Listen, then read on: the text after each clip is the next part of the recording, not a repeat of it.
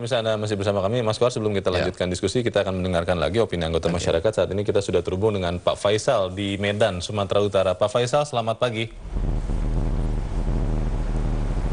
Selamat pagi, Pak Leonard. Ya, Pak Faisal, Konferensi Asia Afrika ke-60 diadakan di Jakarta dan Bandung. Salah satu targetnya nanti akan adalah mewujudkan Palestina merdeka. Pertanyaannya, selepas Konferensi Asia Afrika ini, kira-kira mampu atau tidak diplomat-diplomat Indonesia menyuarakan, mengintensifikasi pesan ini agar nanti kita bisa melihat negara Palestina. Menurut Anda bagaimana, Pak Faisal?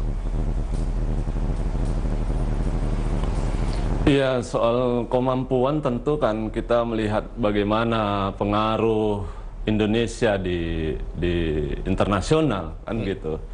Nah, di PBB misalnya, ini kan sebenarnya tidak benar-benar berpengaruh gitu.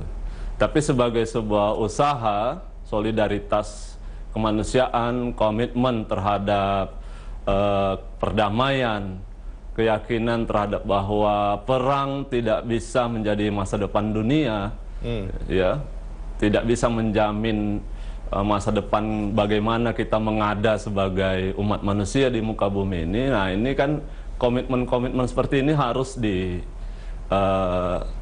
ditunaikan begitu ya, melalui pembelaan kita, ya, perjuangan kita terhadap negara Palestina, kemerdekaan negara Palestina. Kan, gitu. Nah, ini tentu penggalangan kepada negara-negara yang lain. Ya, solidaritas Asia Afrika ini tentu harus semakin masif kan gitu, dan jauh lebih konkret gitu. Nah, saya kira itu kemudian bentuk nyata dari upaya mendukung kemerdekaan Palestina ini kan sebenarnya apa yang dipidatokan oleh Pak Jokowi kemarin itu, Bapak Presiden kita, itu jauh saya kira lebih konkret dari sebelumnya. Misalnya membuka konsulat kehormatan, ya kan? Konsulat kehormatan di Palestina. Nah, ini perlu juga disegerakan, gitu kan? Dan mudah-mudahan ini bisa juga diikuti oleh negara-negara yang lain, supaya lebih, ini jelas ya, lebih konkret dia upaya-upaya diplomatiknya. Walaupun sebelum-sebelum ini komitmen sejenis, ya. Ya, Pak Faisal, maaf saya tanya dulu.